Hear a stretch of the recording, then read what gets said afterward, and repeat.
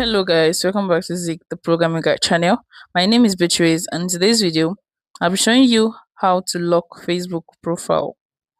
Right, so a lot of people don't still know how to lock Facebook accounts, which is pretty simple to do.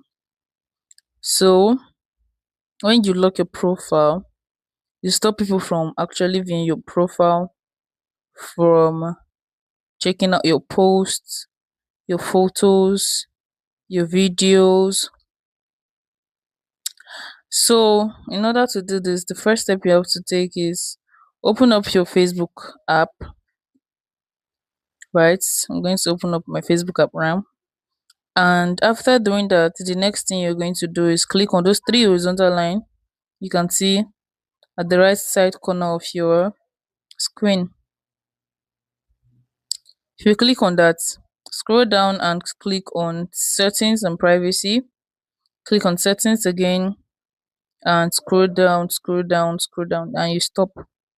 You can see provide locking, right? So what you need to do is you have to click on profile locking and click on lock your profile.